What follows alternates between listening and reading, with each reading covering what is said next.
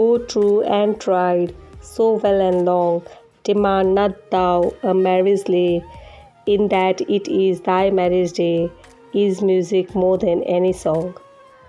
Nor have I felt so much of bliss, since first he told me that he loved a daughter of our house, nor proved, since that dark day, a day like this.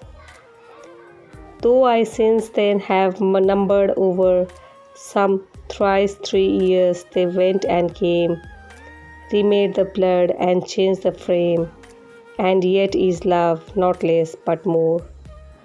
No longer caring to embalm in dying songs a dead regret, but like a statue solid set and moulded in colossal calm.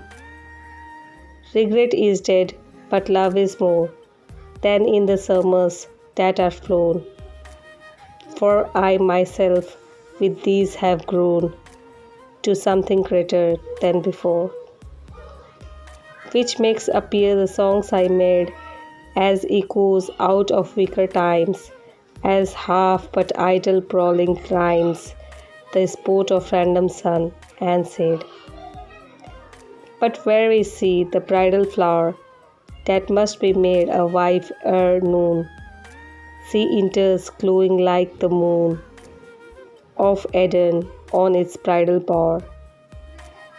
On me she bends her blissful eyes, and then on thee they meet thy look, and brighten like the star that shook betwixt the palms of paradise. Oh, when her life was yet in bud, he too foretold the perfect rose. For thee she grew, for thee she grows, forever and as fair as good. And thou art worthy, full of power, as gentle, liberal-minded, great, consistent, wearing all that weight of learning lightly like a flower. But now set out, the noon is near, and I must give away the bride. She fears not, or with thee beside, and me behind her, with not fear. For I that danced her on my knee, that watched her on her nurse's arm, that shielded all her life from harm, at last must part with her to thee. Now waiting to be made a wife, her feet, my darling, on the dead, their pensive tablets round her head, and the most living words of life. Breathed in her ear, the ring is on, the wilt thou answered, and again the wilt thou asked, till out of twain her sweet I will has made you one. Now sign your names, which shall be read, mute symbols of a joyful morn, by village eyes as yet unburned, the names are signed, and overhead begins the clash and clang that tells the joy to every wandering breeze. The blind wall rocks, and on the trees the dead leaf trembles to the bells. O happy hour and happier hours await them, many a merry face salutes them, maidens of the place that palled us in the perch with flowers. O happy hour, behold the bride, with him to whom her hand I gave. They leave the perch, they pass the grave, that has today its sunny side. Today the grave is bright for me, for them the light of life increased, who stay to share the morning feast, who rest to night beside the sea.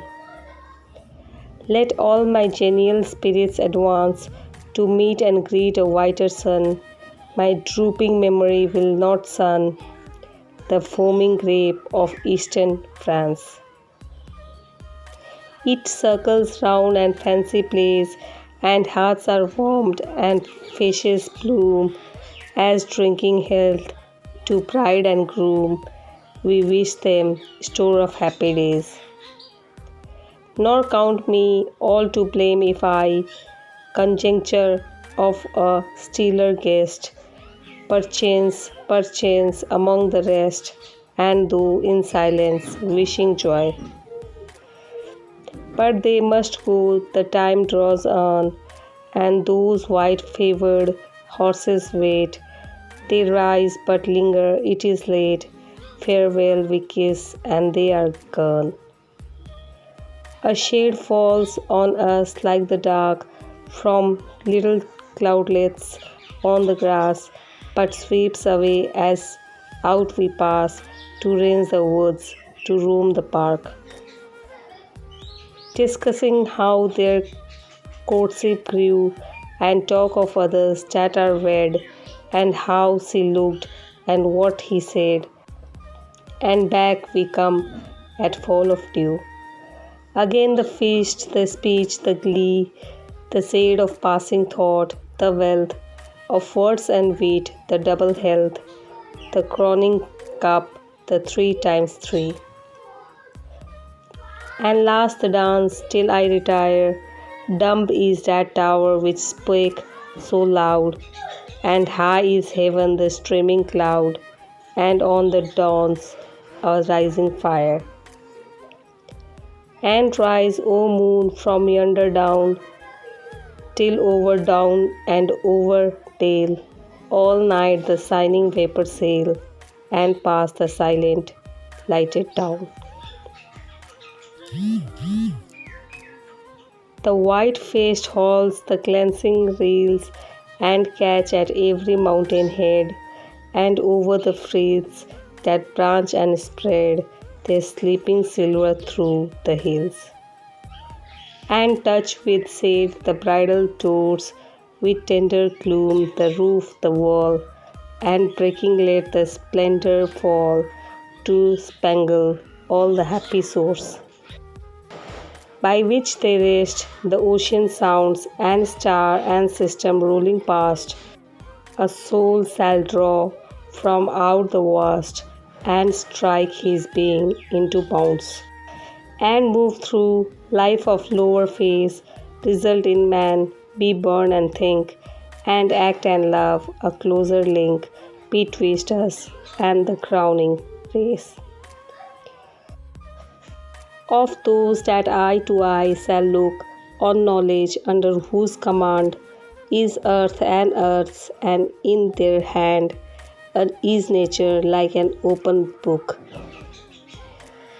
No longer half skin to brute, for all we thought and loved and did, and hoped and suffered is but seed of what in them is flower and fruit. Whereof the man that with me trod this planet was a noble type, appearing ere the times were ripe, that friend of mine who lives in God. That God which ever lives and loves, one God, one law, one element, and one far off divine event to which the whole creation moves.